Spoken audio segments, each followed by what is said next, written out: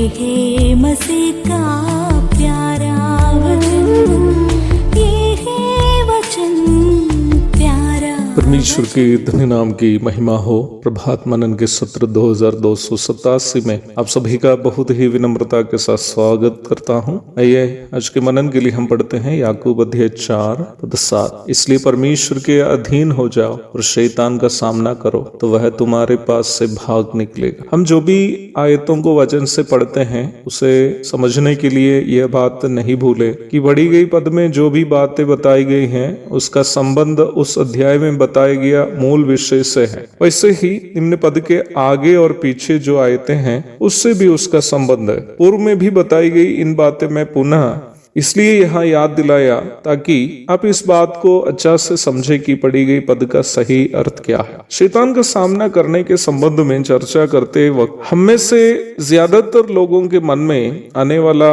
चित्र हमारे सामने एक दूसरा व्यक्ति के समान आकर खड़े होकर हमसे लड़ने वाला शैतान का होगा। वास्तव में शैतान के बारे में निम्न प्रकार की धारणा जो ज्यादातर लोगों के मन में है वो सिनेमा, धारावाहिक या अन्य तस्वीरों से हमें मिली हुई धारणाएं हैं। वो भी मेरी समझ से हमें शैतान के सही षड्यंत्रों से भटकाने हेतु शैतान के ही द्वारा तैयार की गई चालाकियां हैं। निम्न सिनेमाएं एवं धारावाहिक आदि। क्या आप जानते हैं कि बाइबल में मात्र एक ही जगह में शैतान ने वर्तमान संसार में किसी के सामने खुद की पहचान के साथ आते हुए हम देखते हैं। वो केवल और केवल यीशु मसीह के सामने था, क्योंकि प्रभु के सामने अपने आप को छिपाना उसके लिए संभव नहीं था। मत्ती 4:5, लूका अध्याय 4:1 आदि पढ़िएगा।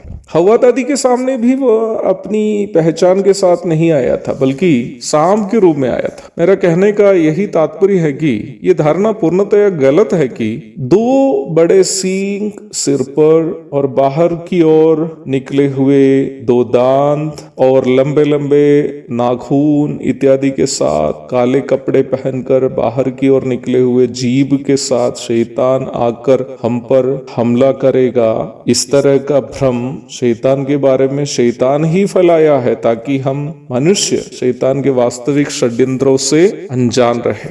शैतान की गतिविधियों के बारे में प्रभु स्वयं शैतान को चोर से तुलना करके समझाया। यूहन्ना 10:10, अर्थात हमारे खिलाफ उसकी कोई भी गतिविधि सामने से प्रकट रूप में नहीं होगा बल्कि रहस्यमय तरीके से होगा ताकि हम फंस जाए। बाइबल हमें स्पष्ट रूप में बताती है कि हमारे खिलाफ शैतान के मोडस ऑपरांडी अथवा काम करने की तरीकाएं कैसे हैं। बाइबल के अनुसार हमें पाप में गिराकर परमेश्वर से दूर करने के लिए शैतान के 3 तरीके हैं। पहला है हमारे ही शरीर में वास करने वाले पापमय स्वभावों को अथवा अभिलाषा को उकसाकर हमें पाप में गिराना, और इसी को वचन में शरीर की अभिलाषा करके परिचय कराया है। 1 कुरिन्थियों 7:5 और 1 यूहन्ना 2:16। दूसरा है हमारे पाप से प्रदूषित शरीर को आनंद प्रदान करने वाली चीजों को आंखों के सामने प्रदर्शित करके उन वस्तुओं की ओर शरीर का आकर्षण करना। यहोशू 7:21। निम्न पद में दिए गए 3 प्रयोगों पर आप ध्यान दीजिएगा।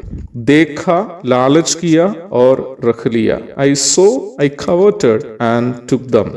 यहोशू 7:21 से मैं बता रहा हूं। इसी विषय को 1 यूहन्ना 2:16 में आंख की अभिलाषा करके परिचय कराया। तीसरा है सांसारिक सुखों की ओर आकर्षित करना, अपनी अनिवार्यताओं की पूर्ति से संतुष्ट रहने से बढ़कर दूसरों की तरह बनने या दूसरों से बढ़कर होने और अपने आप को दूसरों से अधिक श्रेष्ठ करके दिखाने की तीव्र इच्छा मनुष्य के अंदर उत्पन्न करके उन्हें पाप में गिराना शैतान के षड्यंत्र के तीसरे चरण है। सीरिया के सेनाध्यक्ष नामान के हाथों की कीमती चीजों को जिसे नबी एलीशा देखने के लिए भी तैयार नहीं हुआ था, उसका दास गेहजी प्राप्त करने की इच्छा से नामान के पीछे दौड़कर एलीशा के सहकर्मी होने की धन्य सेवा से वंचित हो गया और तत्पश्चात कोढ़ी भी वह हो गया। दूसरे राजा 5:20 से 27 तक के वचनों में हम इस दुखजनक भयानक घटना को देखते हैं। आप यहूदा इस्करियोती का भी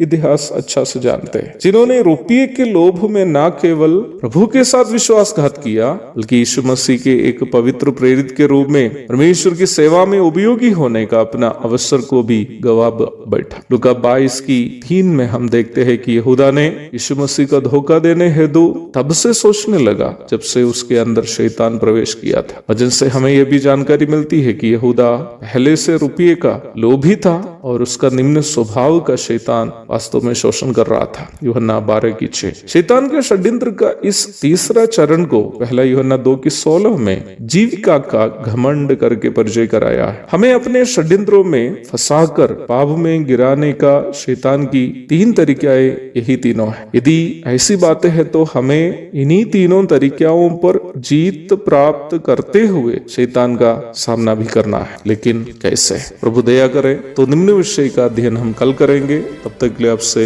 विदा हो जाता हूँ। प्रभु आप सबको आशीष दे।